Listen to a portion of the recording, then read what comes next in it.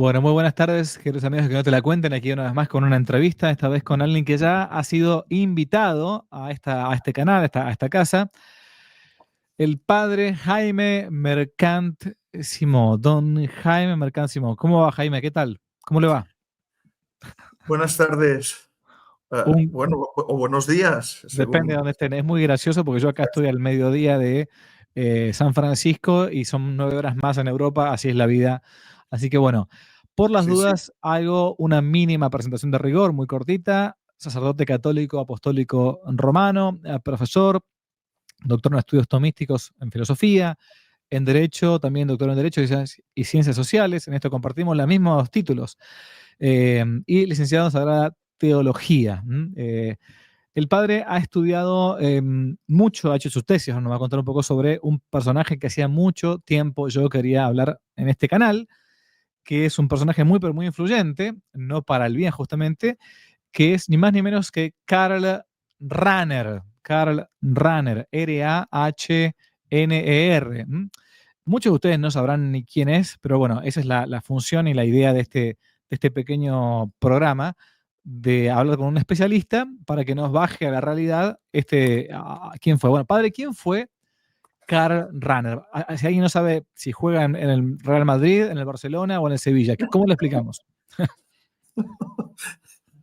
Bueno, si me permite, porque en España decimos que la confianza da asco, si me permite, le responderé de modo inverso.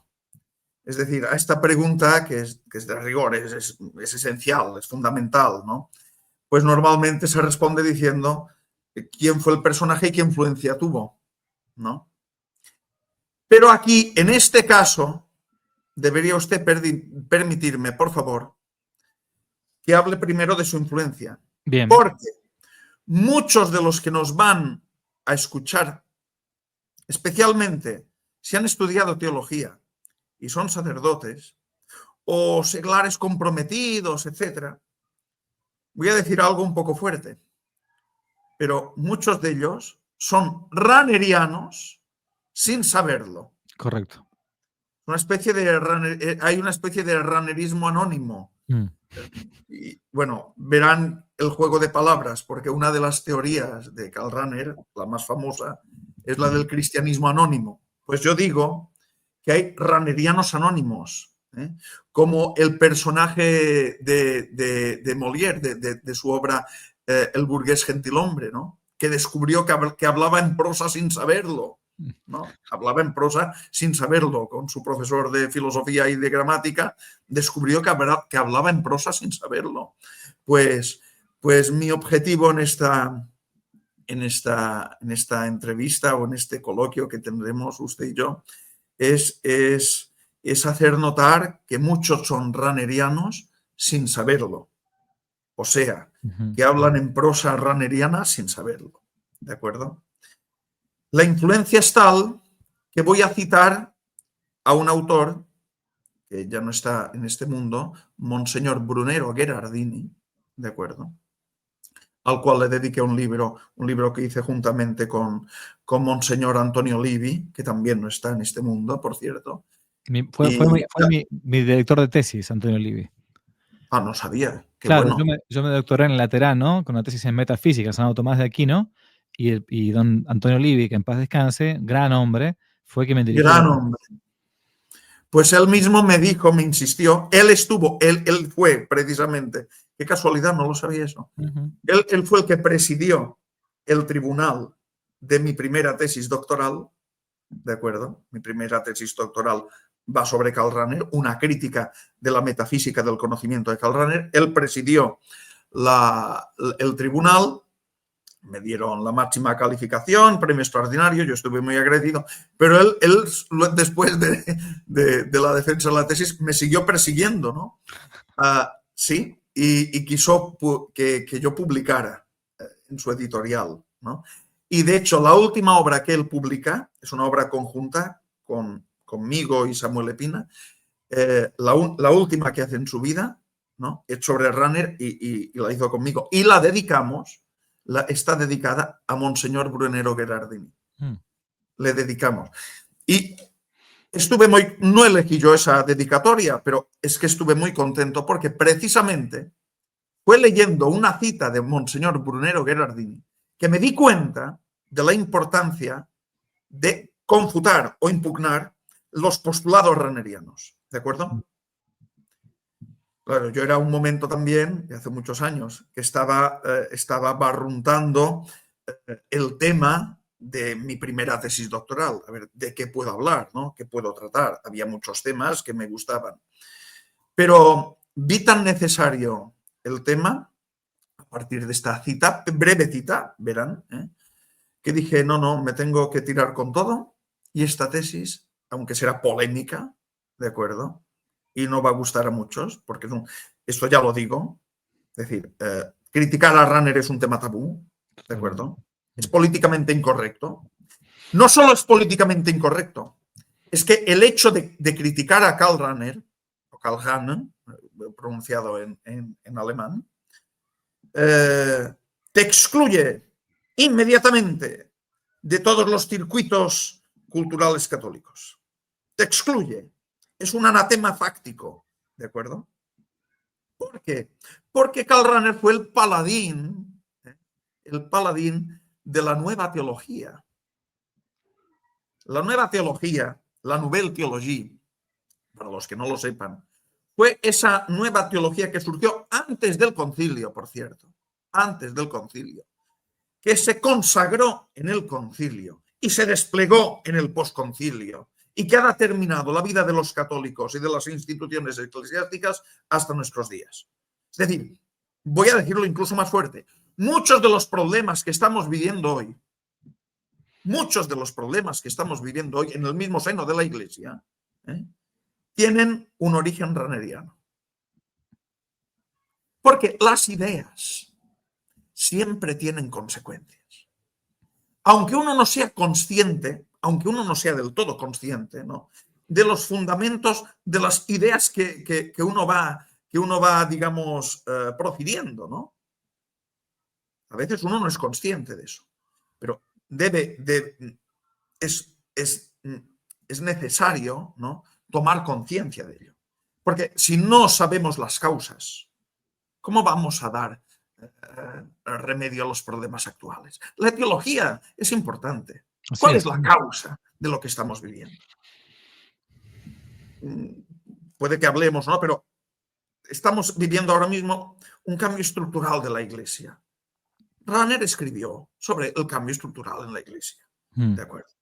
Estamos viendo la reducción, estamos viendo que la teología se ha reducido a antropología. Fue Rahner el que redujo la teología a antropología. ¿De acuerdo? Es decir, esto para empezar. Bueno, sí. Rahner era un jesuita, era un teólogo, ¿de acuerdo? ¿Cuál es la cita de Gherardini? Filósofo y teólogo, ¿no?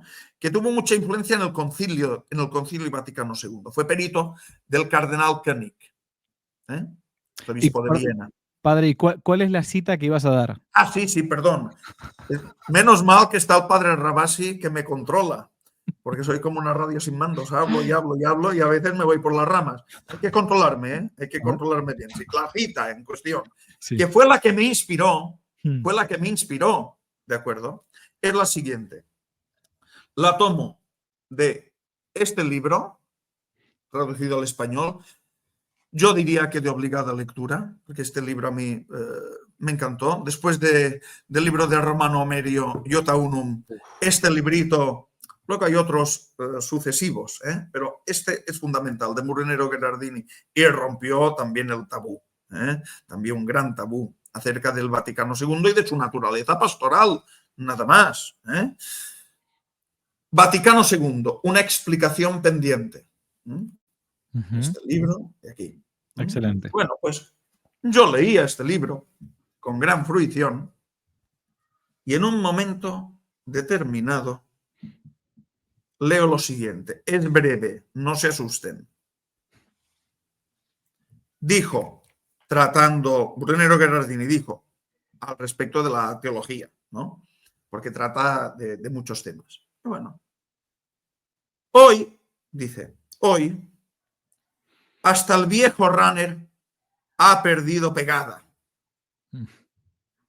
Hay quien ha hablado de Abschied von Ranner, es decir, del adiós de Ranner, en el sentido de que su autoridad ya no encandila a la nueva generación como lo hacía con la precedente. Pero que nadie se haga ilusiones. El mal ya ha alcanzado la metástasis. Pues son ranerianos en gran parte los obispos que tienen en sus manos la Iglesia. Ranerianas son no pocas de las cátedras de teología y arraigadas en ellas, ranerianas son las ideas corrientes todavía. Fin de la cita. Luego habla más de esto.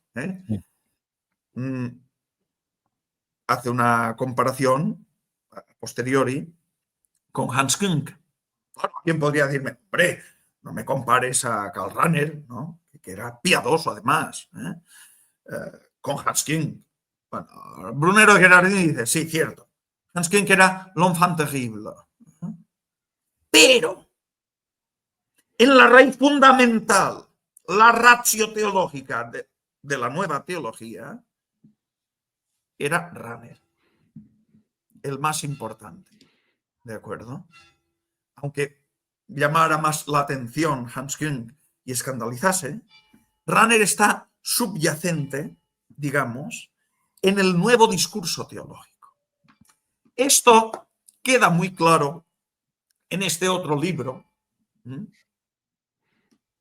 El Rin desemboca en el Tíber, ¿de acuerdo?, de Ralph Bildgan, que no es precisamente un autor conservador o tradicional o como le quieran decir, ¿no?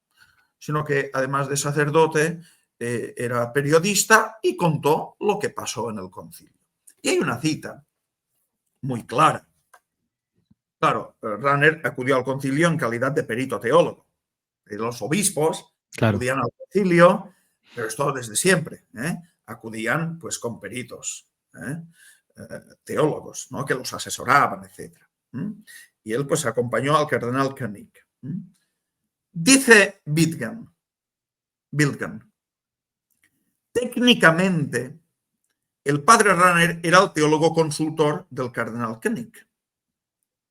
En la práctica era consultado por muchos miembros de las jerarquías alemana y austríaca. Y muy bien podía considerarse la mente, atención, la mente más influyente de la conferencia de Fulda. El cardenal Frings, en el transcurso de una conversación privada, denominó al padre Karl Rahner el teólogo más grande del siglo. Es decir, se sacralizó tanto la imagen de Karl Rahner que fue, digamos, el nuevo doctor común. Claro. En una encuesta que se hizo en los años 70 en la Universidad Gregoriana de Roma, se preguntó, ¿cuál fue para usted? La pregunta era, ¿cuál ha sido para usted el teólogo más influyente de toda la historia? ¿De acuerdo? El primero fue Karl Rahner. Impresionante. Es decir, por encima de San Agustín y Santo Tomás. En los años 70 se tenía esto en cuenta. ¿Por qué? Porque Karl Rahner obró en teología lo que he mencionado un poquito antes, ¿no? El giro antropológico trascendental de la teología.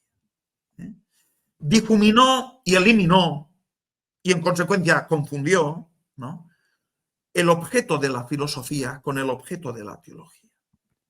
De hecho, hay un Pero famoso, la filosofía, reduciéndola a antropología. Correcto. De hecho, es un giro antropocéntrico, ¿no? Hay un gran libro, por las dudas, de un gran filósofo y teólogo italiano, que fue el padre Cornelio Fabro, llamado así, La svolta antropologica di Karl Rahner. O sea, el giro antropológico, o sea, la teología se vuelve filosofía y la filosofía es meramente antropología.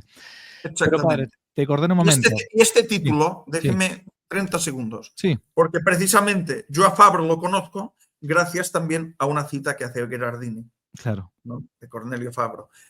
Quiero, para la gente que vive en Argentina, que sepa que Las Volta Antropològica de Karl Rahner tiene una traducción en español, ¿no? El viraje antropológico de Karl Rahner. Correcto. ¿No? Ediciones CIAFIC. Lo conseguí de milagro. Este libro, y le puse unas tapas duras. ¿De acuerdo? Para que la gente lo sepa. Es una antigua, claro. edición. Y Fabro pues me inspiró en mi tesis doctoral, que es esta. No voy a hacer como Umbral, que solo quería hablar de su libro. Pero, hombre, ya que he mostrado otros libros, voy a mostrar el mío, ¿no? Obvio. Que es esta tesis. ¿De acuerdo?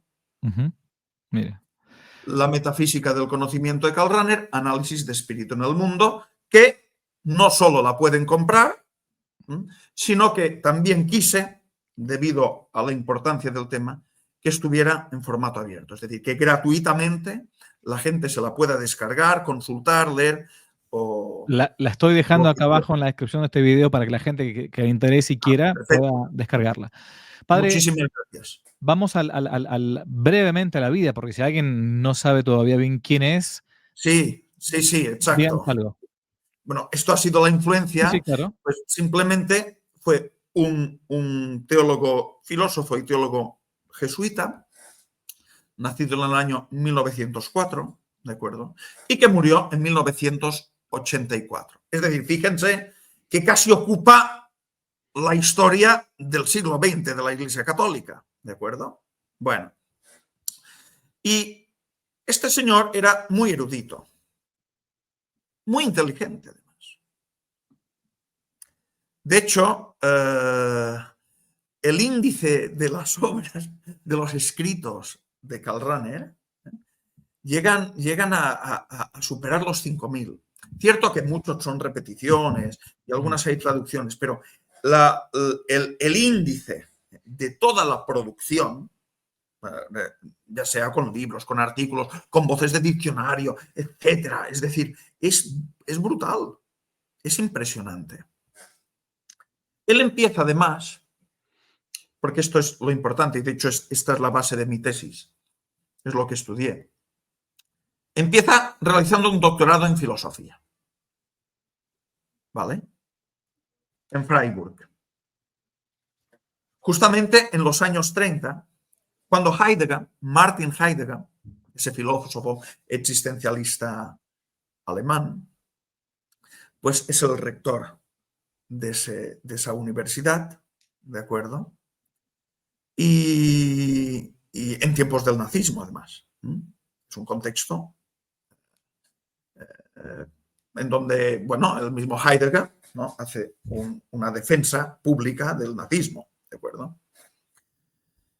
No es que Rahner fuera discípulo propiamente hablando de Heidegger, porque Rahner, el director de tesis de Rahner era Martin Honecker, ¿de acuerdo? Pero, juntamente con Lotz, uno de los compañeros de Rahner, y luego otro teólogo que tuvo influencia, pues acudían a los seminarios de Heidegger, especialmente uno muy importante que realizó acerca de la fenomenología del espíritu de Hegel. Quedó prendado de Heidegger. Ya antes quedó prendado de otro autor, un jesuita en este caso, que es Joseph Maréchal, un jesuita belga, que de forma más honesta que Rahner, pues, aunque equivocada, pero más honesta, pues quiso combinar el tomismo con el kantismo, ¿de acuerdo? Quiso combinar a Santo Tomás con Immanuel Kant, ¿de acuerdo? Con una nueva teoría del conocimiento, ¿de acuerdo? El punto de partida de la metafísica, ¿de acuerdo? Lo tituló él. Eso ya le impactó. Pero entonces vio en Heidegger alguien una filosofía que podía incorporar en su filosofía. ¿De acuerdo? Bueno, él hizo la tesis, y quiero que se sepa, la tesis no la llegó a defender, porque el mismo Honecker no dio la aprobación. ¿Por qué? Bueno, la tesis es esta, traducida al español, que es lo que yo analizo. Espíritu en el mundo. ¿De acuerdo? Es la obra de Rahner. Geist in Welt, Espíritu en el mundo. En resumen, no me voy a enrollar con esto, no se asusten, pero en resumen, para que la gente sepa lo que hacía Rahner y cómo obró durante toda su vida. En este librito, esta tesis, que es infumable, es ininteligible, yo la leí porque era el objeto material de mi tesis doctoral, claro, pero es infumable. Es decir, si quieren experimentar un purgatorio en la tierra, léanse este libro. Es horroroso. Es un castigo a la inteligencia. ¿De acuerdo?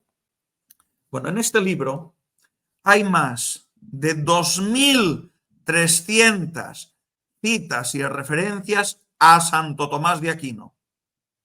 Pretende ser un libro tomista. El subtítulo dice Metafísica del conocimiento finito según Santo Tomás de Aquino. Pretende ser un libro tomista, ¿de acuerdo?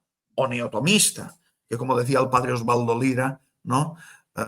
El neotomismo tiene más de neo que de tomismo. Pues este tenía más de neo que de tomismo. Pero no hay ni una sola cita, escuchen bien, ni una sola cita a las verdaderas fuentes de Rahner, que son Kant, básicamente, son Kant, Hegel y Heidegger. Y como decía el gran Cornelio Fabro, en ese libro antes citado, Santo Tomás de Aquino, mediante este torbellino de citas tomistas o tomasianas, como lo quieran decir, acaba siendo el huésped refutado. Y hay una frase, hace una paráfrasis Cornelio Fabro que también me impactó, diciendo: Rahner non tam est tomista, quan filosofia tomistice depravator. Es decir, Rahner no es tomista, sino más bien un corruptor del tomismo, de la filosofía tomista. ¿De acuerdo? Y es así. Él instrumentaliza a Santo Tomás de Aquino para transmitir un pensamiento idealista, racionalista y existencialista. Lo mezcla todo. Incluso llega a contradecir sus propias fuentes, sus fuentes implícitas. ¿De acuerdo?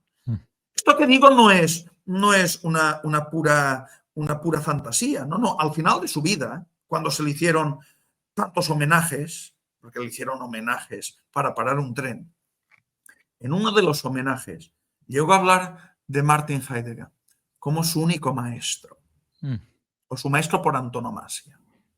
¿De acuerdo? Porque él le inspiró. El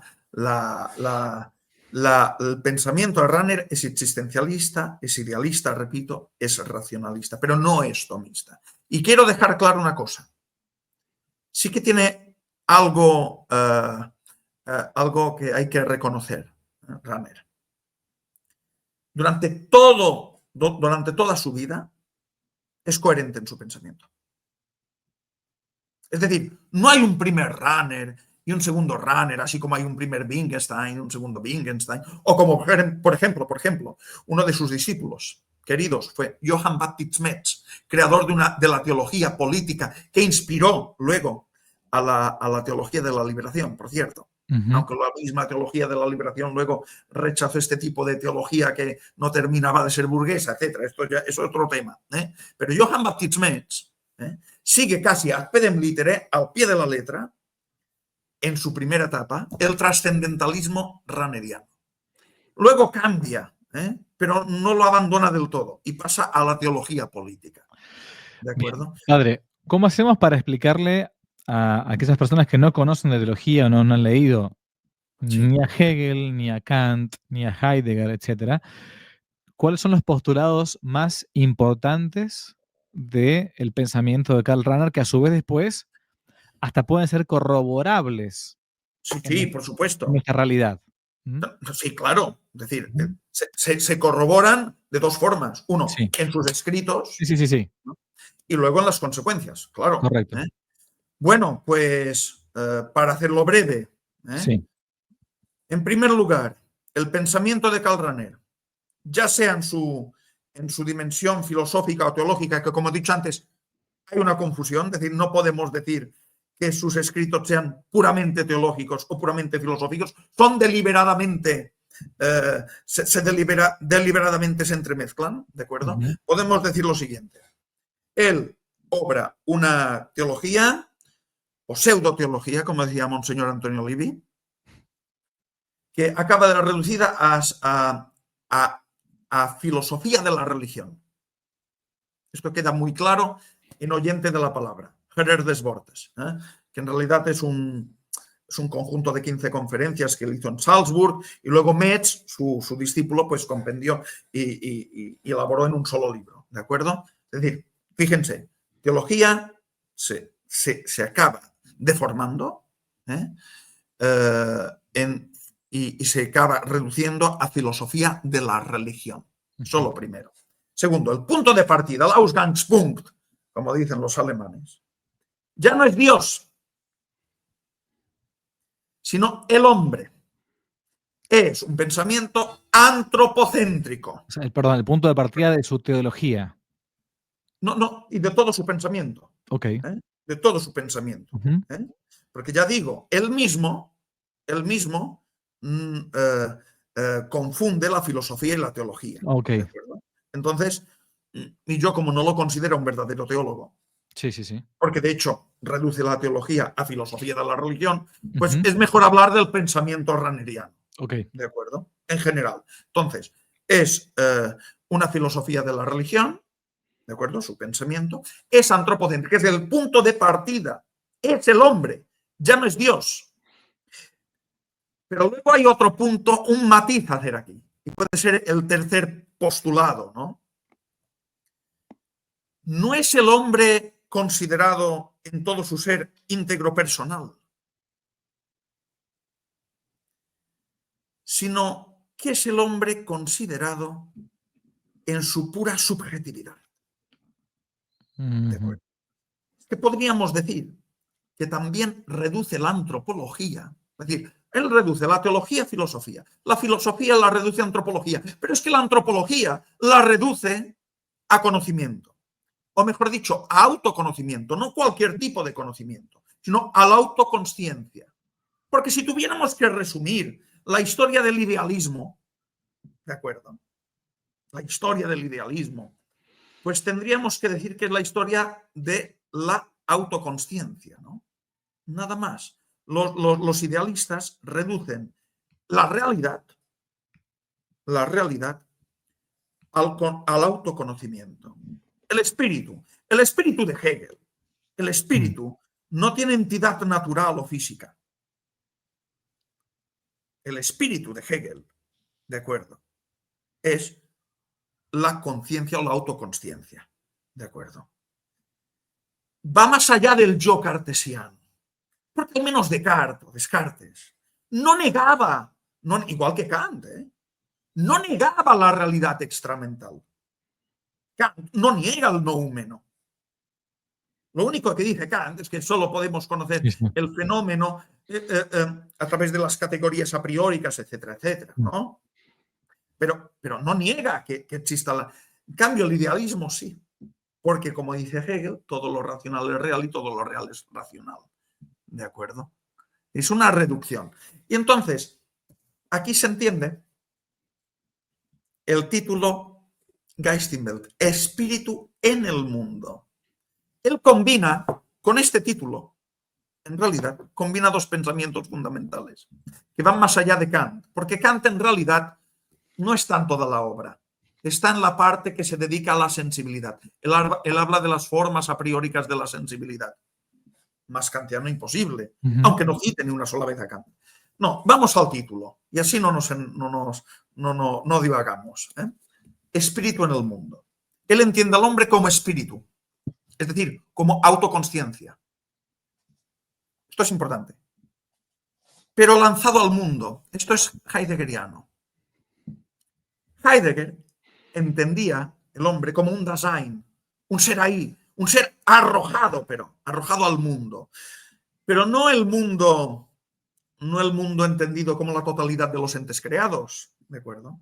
Sino que es un mundo superformado, ¿no? Por la misma conciencia incluso. Porque de hecho Heidegger no deja de tener algunos tintes idealistas.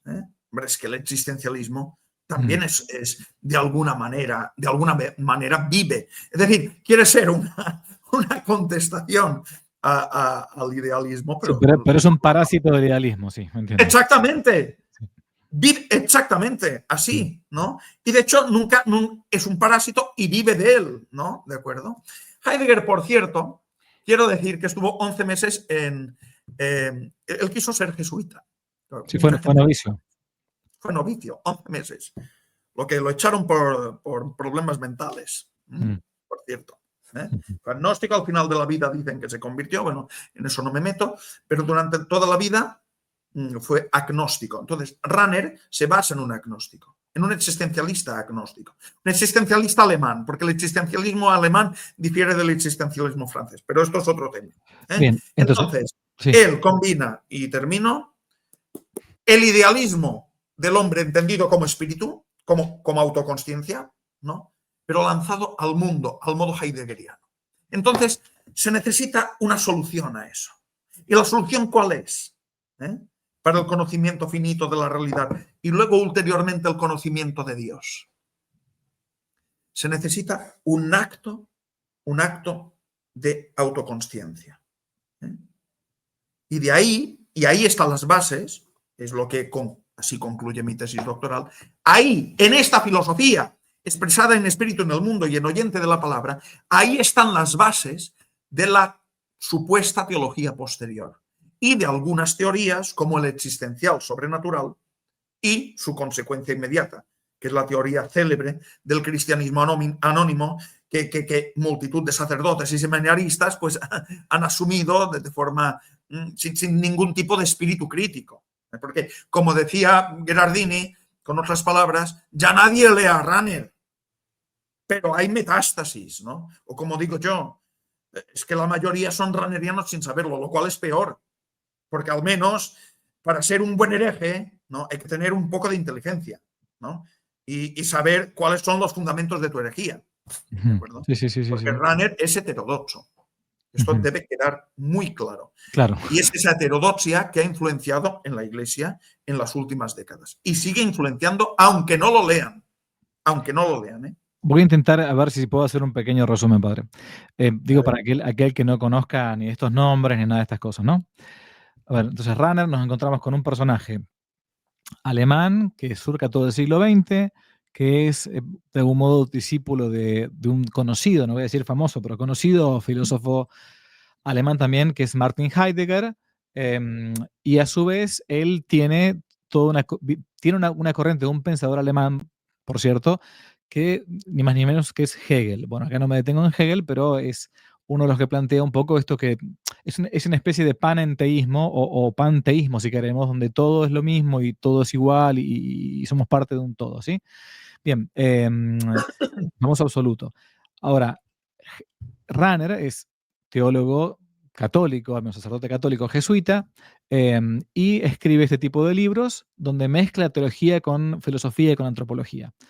Uno de los planteos más importantes es que la realidad y uno es lo mismo.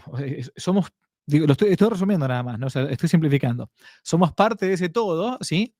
Y a veces lo que decía el padre recién es ese todo para tomar conciencia de qué es, bueno, la famosa toma de conciencia que usan a veces los izquierdistas no viene gratuita, viene dada, viene heredada, ¿no?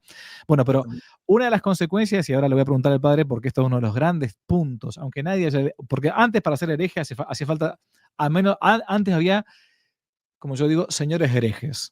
¿Estaban errados? Sí, ok, perfecto. ¿Los hubiese tenido que perseguir la Inquisición? También, correcto. Ahora, pero por lo menos leían algo y sabían escribir y se paraban en dos patas.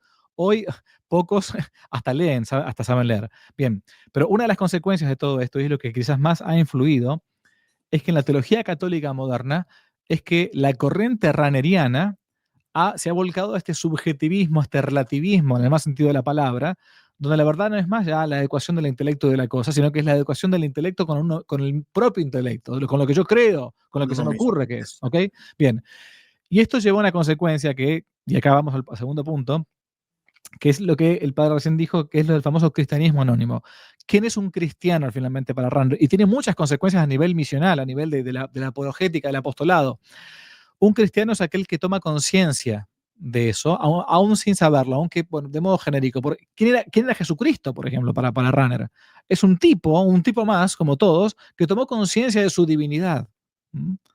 Y bueno, eso es un poco, y por eso la voluntad humana de Jesucristo respecto de la voluntad divina y toda esta discusión que hay a nivel teológico, pero se lo dejo al Padre. ¿Cómo se pasa de todo este melange de la conciencia, la autoconciencia y del relativismo, subjetivismo, a esto de que todos somos cristianos, según Runner? Claro, digamos, la consecuencia es lógica, porque cuando él confunde los objetos del autoconocimiento, es decir, cuando él confunde el ser, porque hay una cuestión aquí metafísica importante que no he dicho, para no complicar, pero también yo he venido aquí a complicar algo, ¿de acuerdo? Es decir, él confunde el ser, con el conocer, que en realidad es autoconocer, con el objeto conocido. Es lo mismo, dice. Esto usted lo ha dicho ahora con otras palabras. Es lo mismo. El ser con el autoconocer, podríamos decir, y el objeto conocido. De manera que en el autoconocimiento estamos implícitamente conociendo el mundo. Que el mundo no es el mundo extramental, es el mundo interior de la conciencia, ¿no? Fenoménico de la conciencia. Pero también, y esto es el saltus injustificado que él hace, porque si se hubiera quedado aquí, estaríamos hablando de un jesuita que ha asumido postulados filosóficos. Sí, tipo kantiano. Hegelianos y heideggerianos. Estaríamos hablando de eso. No. Él hace un saltus injustificado a la teología, diciendo que al final, como el hombre está anticipadamente, a prioricamente, o anticipadamente es lo mismo, anticipadamente abierto al ser en general, y este ser en general, que si es real e indeterminado, no acaba de decir qué es este ser en general, este ser en general lo identifican con el ser absoluto de Dios. Fíjense bien, al final, cuando tú te aceptas a ti mismo, haces un acto de juicio, digamos, de autoafirmación consciente, implícitamente estás afirmando el ser en general que le identifica con el ser absolutum de Dios, con el ese absolutum de Dios.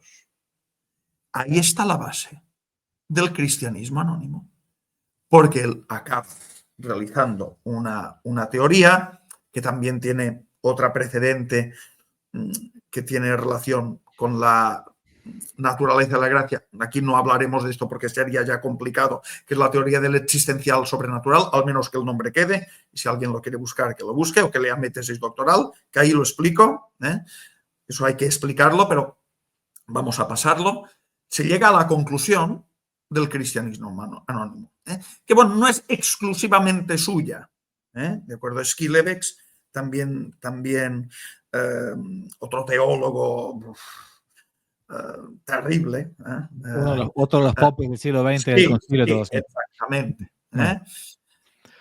Bueno, pues se está diciendo Runner, ¿no?, que cualquier persona en el mundo que se acepte a sí mismo, el acto de aceptación es, vuelvo a repetir, un acto de autoafirmación, es un juicio de autoafirmación consciente.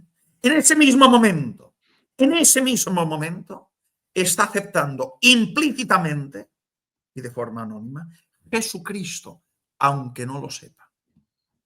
De manera que la salvación vendría no por la revelación externa, no por la gracia externa, sino sería suficiente, ¿no?, este acto autoconsciente, ¿de acuerdo?, para afirmar. Y claro, aquí se pasa a la relativización, no solo a la relativización de las religiones, sino, como decía mi director de tesis doctoral, muy oportunamente, cuando Rahner habla de este cristianismo anónimo, ¿de acuerdo?, que podría ser profesado, entre comillas, por ateos, ¿no?, Rahner no está pensando en aquellos que sin culpa no han conocido a Cristo.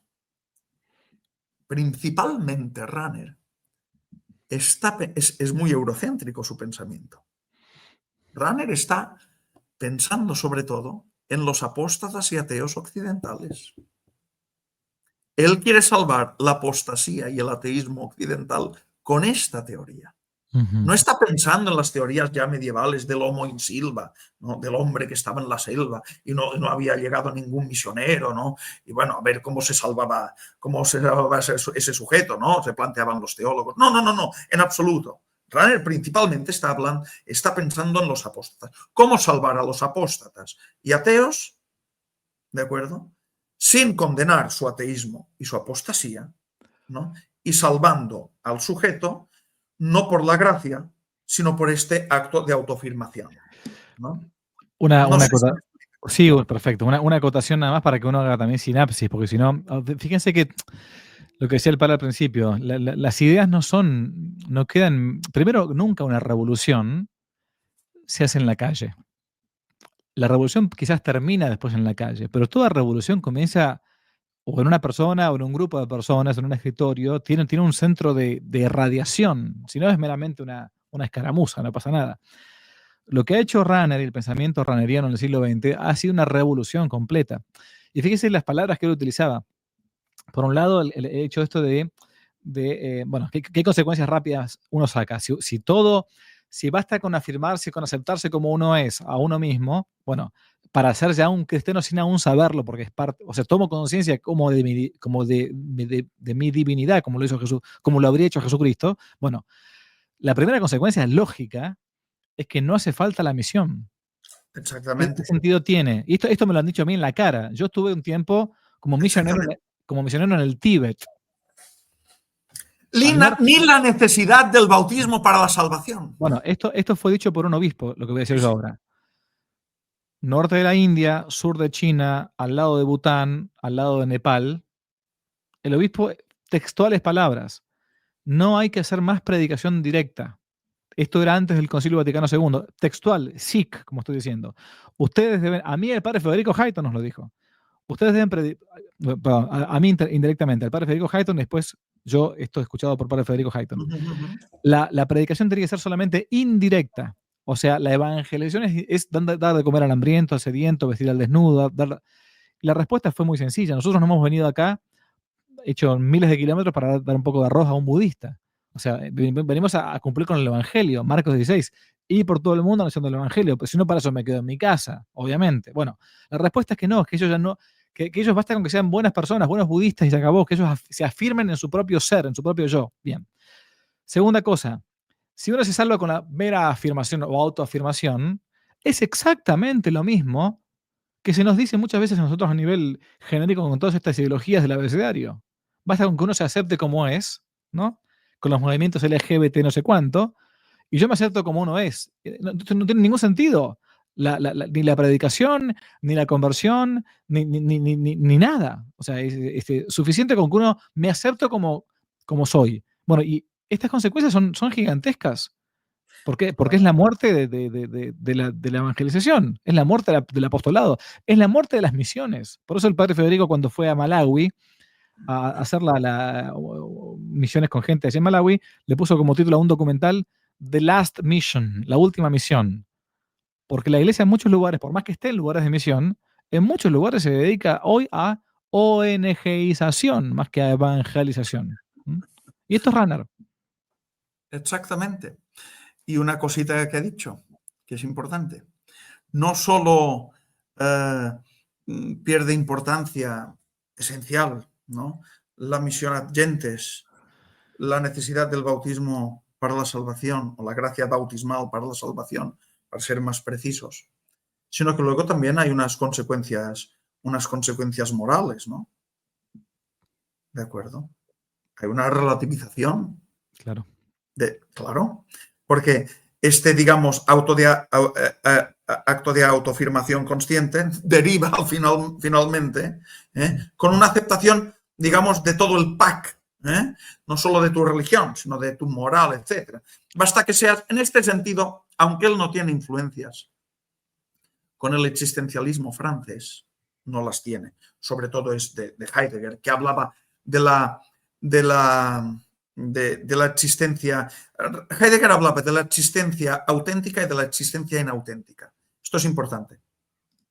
Es decir, como Heidegger definía el hombre como un ser para la muerte, un ser arrojado al mundo, pero un ser para la muerte, es decir, hemos nacido para morir, ¿de acuerdo? Entonces, tú debes coger el toro por los cuernos, esta es una expresión ya mía, y aceptar esta existencia. Si tú aceptas esta existencia, que eres un ser arrojado al mundo para la muerte, ¿no? Y la aceptas con un acto de afirmación, tienes una existencia auténtica, ¿no? Si tú simplemente aprendes a vegetar como un existente, que al final también vas a morir, pero no aceptas esta realidad última de la muerte, entonces tienes una existencia inauténtica. Como vemos, el existencialismo alemán es duro, eso, ¿de acuerdo?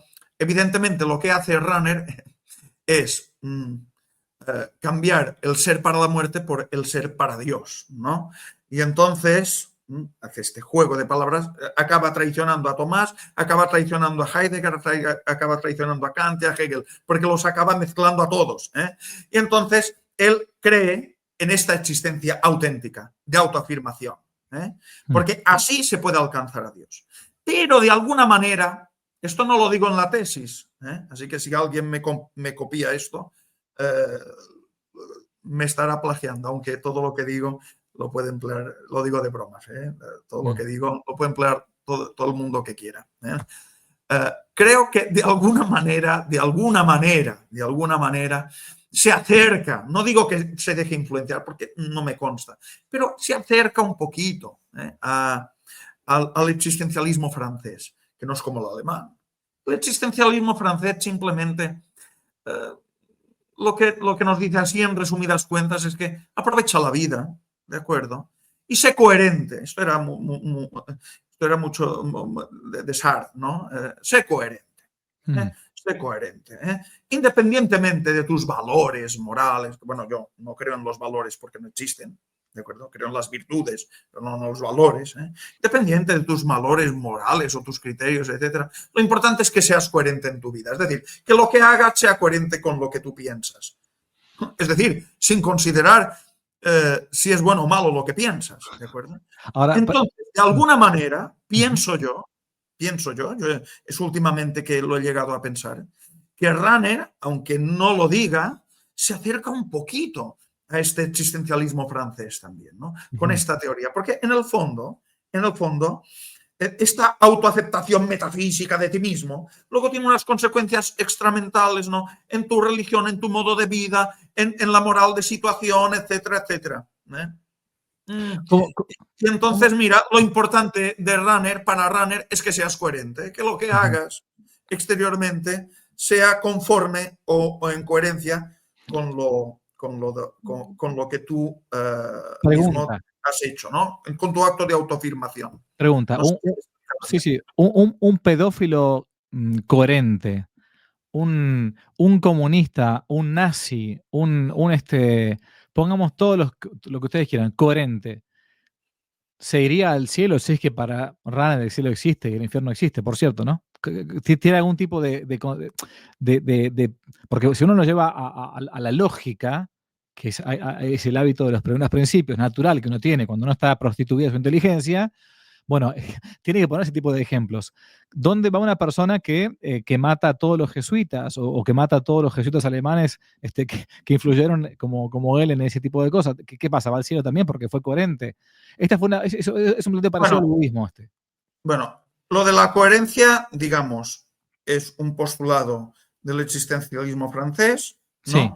Que es ateo completamente, entonces ya no hablan de esto. Yo he dicho que se acercaba a este tipo de pensamiento en el sentido que he dicho antes. Ok. Pero empleando palabras de Monseñor Gherardini, que me dijo en su casa. Yo fui al Vaticano con mi director, lo fui a visitar.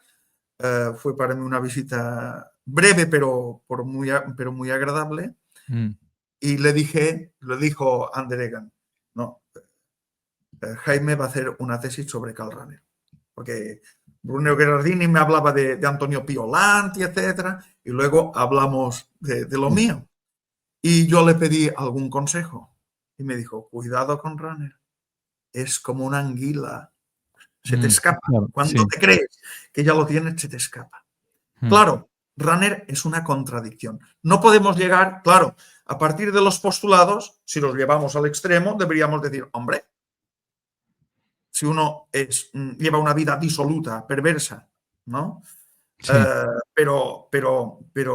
Porque hay religiones que son perversas. Claro. Hay falsas religiones. De hecho, solo hay una religión. Sí, hay falsas religiones. La católica. Hay falsas y las que otras no solo son falsas, sino que también contienen perversiones morales. Exacto. ¿De acuerdo? Entonces, si él mismo está diciendo,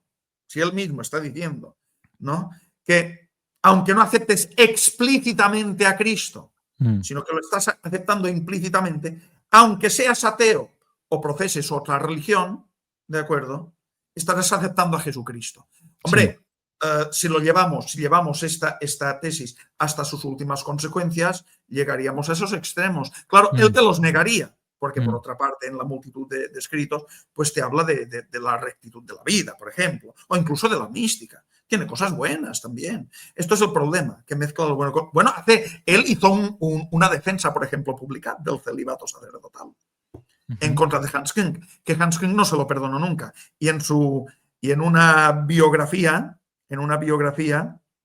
Hans Küng, ya póstumamente, creo que Hans Küng era un hombre despreciable también, póstumamente se vengó. Y dijo, bueno, a mí lo que más me supo mal de Karl Rahner no es que me atacara, ¿no? O hiciera esa defensa a ultranza del celibato, digamos, a favor de Pablo VI, porque era la época también que se ponía en cuestión el celibato, bueno, como ahora. Y él la hizo una defensa del celibato, pero dice Hans Küng. Ahora, padre, ahora no se dice, pone... Un momento, ahora no se pone en cuestión del celibato ahora, se pone en cuestión la heterosexualidad directamente. Sí, eran otros tiempos esos, eran otros tiempos. Eran más naturales, por lo menos, sí. Sí. Pues Hans Küng dijo, que ahora no sé si tendría que decirlo esto, pero bueno, como es público y lo publicó en la biografía, dijo, lo que más me fastidió de esa defensa a ultranza que hizo del celibato es que todos conocíamos, todos se refiere a toda la camarilla de teólogos que lo rodeaba, ¿de acuerdo? Todos conocíamos la relación que tenía pues, con una señora con la cual se carteaba, bueno, me parece que hay no sé cuántos centenares de cartas y de poemas que se intercambiaron, ¿no? Yo no sé hasta qué punto llegó esa relación, pero era una relación extraña. Y los suyos, y el mismo Hans Küng lo dice, ¿no? Es decir, que ya tiene bemoles la cosa, que hizo esa defensa del celibato mientras él, ¿no? tenía esta relación peculiar, ¿no? con esta señora, ¿no? Bueno, yo no he dicho que pecara contra Sextum, pero sí que porque esta señora publicó ¿no? la correspondencia, ¿me explico? De manera que la misma señora corrobora, ¿no? pues la afirmación grosera de Hans Küng que ningún otro se atrevió a decir. El único que lo ha dicho ha sido Hans Küng. De manera que Karl Rahner es absolutamente contradictorio en todo, en sus ideas, en su vida, en todo. A veces parece que es revolucionario, ¿no? Cuando ataca a los obispos alemanes y quiere un cambio estructural de la Iglesia, pero a veces defiende el poder jerárquico, ¿no? A veces parece que es un gran teólogo y defiende a María Santísima, ¿no? Y a la Iglesia Católica y al cuerpo místico de Cristo, pero por otra parte, ¿no? Relativiza la verdad católica, ¿no? Con teorías tan extrañas como la que acabamos de decir del cristianismo anónimo. Es como una anguila, ¿no? Es difícil de confutarlo. Pregunto, ¿alguna vez dos preguntas en una, la última porque no quiero tampoco cansar demasiado. ¿Por qué, siendo tan contradictorio y tan contrario incluso a la doctrina de la Iglesia, cuando uno lo confuta con los documentos del catecismo, con Santo Tomás y todo, cómo fue que se hizo tan famoso, digamos, número uno? Y segunda, la Iglesia en algún momento llegó a tomar conciencia, la Iglesia jerárquica estoy hablando yo, llegó a tomar conciencia de lo corrosivo, las consecuencias malas que traía el planteo de Rahner y por lo tanto alguien en la jerarquía eclesiástica terminó condenando algo de su pensamiento, ¿sí o no?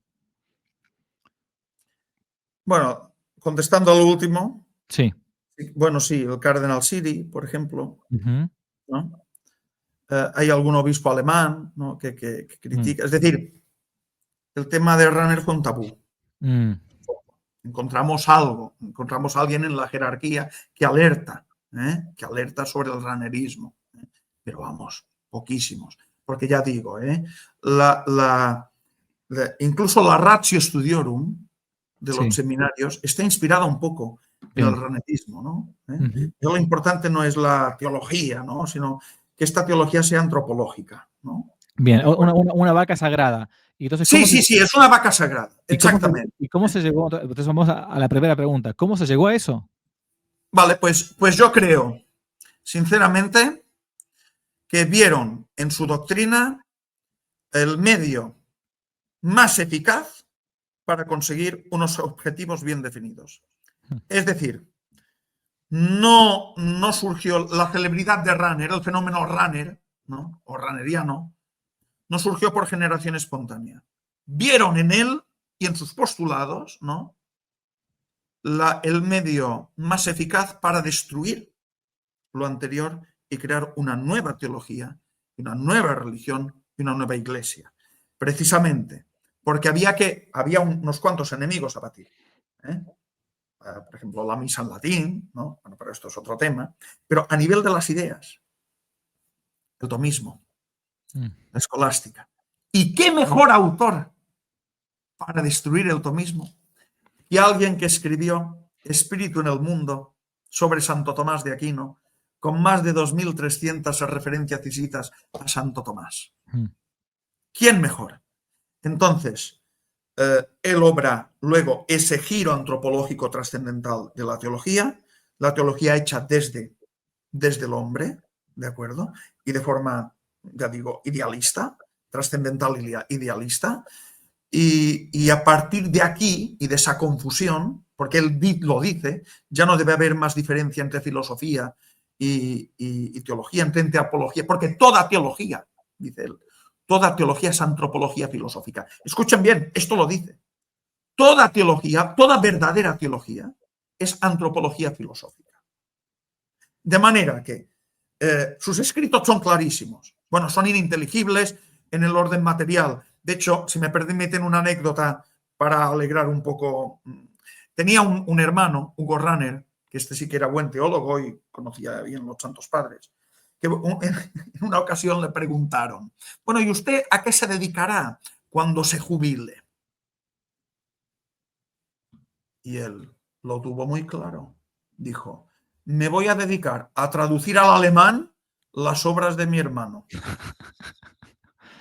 Hay que decir que todo lo que escribió Rahner, excepto algunas obras en latín, fue escrito en alemán. Lo que quiso decir su propio hermano es que la obra de Rahner es ininteligible. Y precisamente por esta confusión, ¿no? propia de los idealistas, por cierto, y de los existencialistas. Si uno lee Ser y Tiempo de Heidegger, ¿no? o la fenomenología del espíritu de Hegel, se da cuenta que hay una desconexión entre el discurso y la pura lógica, ¿no? El discurso lógico. Pues él mismo elabora una amalgama heterogénea de doctrinas muy confusas, ¿no? Que parecen profundas, pero que lo que son es confusas, ¿no? Es decir, la oscuridad no hay que confundirla nunca con la profundidad de pensamiento. Y bien elaboradas, pero de tal manera que fueron un medio eficaz, repito, para obrar este cambio en la Iglesia. Lo que estamos viviendo hoy tampoco es fruto de la generación espontánea, es fruto de un proceso, y un proceso de ideas. Como ha dicho muy bien el padre Rabasi, ¿no? La revolución, ¿no? No debe contemplarse siempre en su dimensión aplicativa, ¿no? O fáctica, ¿no? En su desarrollo fáctico. No, la revolución empieza en el intelecto, porque toda corrupción empieza en el intelecto, ¿de acuerdo? Hay unos postulados revolucionarios, ¿de acuerdo? Y esos postulados luego se divinizan y se sacralizan sin ningún tipo de espíritu crítico. A ver, ¿cuántos marxistas han luchado por el marxismo y han cometido tantos asesinatos, ¿no? Apelando al Capital de Marx, que ni entienden ni han leído, por ejemplo. Porque el mismo Capital tiene un montón de contradicciones, por ejemplo. ¿Cuántas espiritualidades hoy en día, que esto sería otro tema, espiritualidades o místicas, me gusta decir a mí, místicas católicas, se han reducido a espiritualidades psicologistas de corte freudiano, asumiendo sin ningún tipo de espíritu crítico toda esa empanada mental, ¿no? Toda esa empanada mental del inconsciente, del subconsciente y todo eso, ¿no? ¿Me explico? Y ahora, y acabo, ¿cuántos católicos están asumiendo, pues, las ideas ya degradadas y totalmente absurdas y sin ningún nivel, pero que las están asumiendo, de hecho, sin ningún tipo de espíritu crítico, sobre la supraconciencia del doctor Sansegarra, ¿no? Y todo ese panteísmo absurdo, ¿no? ¿Esto por qué? Porque hay, además de una indigencia intelectual palmaria en la Iglesia, hay una crisis de fe. Esto me lo dejó muy claro el padre Anderegan. El problema de Rahner y de otros teólogos, y sobre todo de la gente que ha asumido estos postulados, no es solo que se han asumido los postulados de la filosofía moderna. No. Es que han perdido la fe. Si se han asumido estos postulados, es porque hay una debilidad en la fe. Totalmente. Sí. Alerta con esto. Porque si nos debilitamos en la fe, que es una virtud teologal, claro, que se puede perder, ¿de acuerdo? Así como se pierde la caridad, ¿no? Cuando se está en pecado mortal. La fe queda debilitada y se pierde, deja de ser, puede quedar una especie porque es engañosa en este sentido, una fe natural, un acto natural de fe, te puede quedar esto, y puedes tener la sensación de que tienes fe, verdadera fe, pero por esa debilidad, por esa fe enferma, por esa fe muerta, sí. ¿De acuerdo? Por esa fe muerta, ¿de acuerdo? Que no es verdadera virtud ya, pues te pueden entrar las ideologías deleterias de este mundo, porque la fe en este sentido no se elimina, sino que se elimina, cierto, pero sobre todo se transforma, se reemplaza, mejor dicho, se reemplaza. Y es lo que estamos viviendo hoy. Y por eso, si hacemos una encuesta, mejor casi no hacerla para no escandalizarnos, entre los católicos, incluso sacerdotes, ¿no? Y les preguntamos, ¿existe el alma? Yo he oído a un sacerdote en la televisión diciendo que el alma no existe. Como realidad natural, ¿eh? Claro, ya no es necesaria el alma. Si uno cree que el hombre es espíritu, es decir, autoconciencia. Sí, tal cual. Padre, nos pasamos con el tiempo. La última pregunta, muy corta para ser respondida creo que rápidamente. Si alguien no ha leído mucho de Hegel, ni de Santo Tomás, ni de Heidegger, ni de Kant, ni nada, y quiere leer algo breve, sencillo, casi como traducido por Hugo Rahner de su hermano Karl Rahner, ¿existe algo o no? Sí. Y no voy a hablar de mi libro, ¿de acuerdo? No, algo, porque es muy largo. Debe ser algo. Usted me está preguntando, para entender a Runner y sus postulados, exacto, sencillo. Hay algo sencillo que pueda encontrarse fácilmente, ya sea por internet. Sí, bien, y lo tengo aquí. Eso. Y está relacionado con su padre y con usted. A ver. Ahí está, mire. El padre Julio Membiel. Exactamente. Escrito sobre el pensamiento de Karl Rahner. Teólogo católico. Bueno, esto es una colección de artículos, ¿no?, que hizo el padre Membiel, muy lúcido, por cierto, en el que calificó, no voy a hacer ningún spoiler, me parece que se dice así, pero como es el título de alguno de ellos, en resumen, Membiel ya en su época, muchísimo antes que muchos críticos runnerianos en Europa, muchísimo antes, de forma muy lúcida, ¿de acuerdo?, pues acaba definiendo a Runner como un teólogo gnóstico, ¿de acuerdo? Y bueno, este es el libro que yo recomendaría, porque además estos artículos, de forma independiente, se pueden encontrar por internet. Esto está publicado en ediciones del Alcázar, ¿no? Yo lo compré. Hombre, es más cómodo y a mí me gusta más leer un libro y subrayar y tal.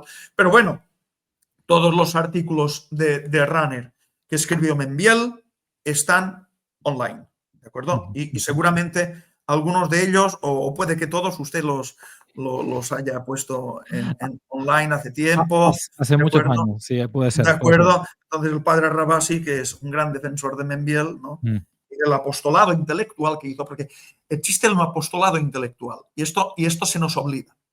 Y en un sacerdote, y especialmente en un obispo, pertenece a su munus docendi, ¿de acuerdo?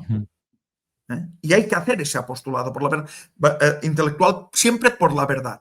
Y nunca hay que disociar la verdad del error. ¿En qué sentido? De que si tú de verdad quieres defender la verdad, necesariamente, sin excusas, deberás condenar el error. Obvio. ¿De acuerdo? Así que para defender la verdad católica hoy, en tiempos de runnerianos anónimos, ¿de acuerdo?, no queda más remedio que confutar el error. Y por eso, además de mi libro y el de Cornelio Fabro y el de otros, sobre todo, recomiendo la lectura de estos artículos de Membiel, ¿no?, que son breves, sencillos, asequibles, pero de una gran profundidad. Membiel se dio cuenta del peligro del runnerismo. Y solo por eso, y ahora puede que me pase 3 pueblos, pero solo por eso, lo voy a decir, solo por eso merece ser doctor de la Iglesia. Así es, algún día. Algún día. En varios siglos. Solo por eso. Porque fue profético, de verdad profético. Así es. Padre, ha sido un gustazo muy grande. Realmente, perdón si he hablado mucho, pero ya saben que soy porque sin mandos. Es una introducción al pensamiento de Karl Rahner para que al menos en general, aquellos laicos, aquellos sacerdotes, sobre todo los más jóvenes, ¿no?, que han tenido una formación en algún seminario con poco vuelo o con poca formación, y uno está en contacto a veces y te piden material y todo, bueno, sepan que el planteo de Rahner necesariamente termina mal. A menos no termina ni como la filosofía perenne, realista, se plantea, ni siquiera, ni mucho menos, obviamente, con mayor razón, con lo que la Iglesia durante 2000 años ha enseñado. Así que muchísimas gracias por esta conversación acerca de este pensador que tanto daño ha hecho en la Iglesia, y como todavía sigue siendo hoy una vaca sagrada, por eso tocamos el tema en que no te la cuenten. Muchísimas gracias, Padre Javier, por haberme invitado. Ha sido un gusto. Un gusto. Gracias, Padre. Hasta la próxima, si Dios quiere. Hasta la próxima, si Dios quiere. Si les gustó el video, aparte de suscribirse, activar la campanita y comentar, en la descripción de este video se van a encontrar con el link de la plataforma Patreon, un modo concreto de apoyar este apostolado que intenta hacer una contrarrevolución cultural y espiritual. Dios les bendiga y que no te la cuenten.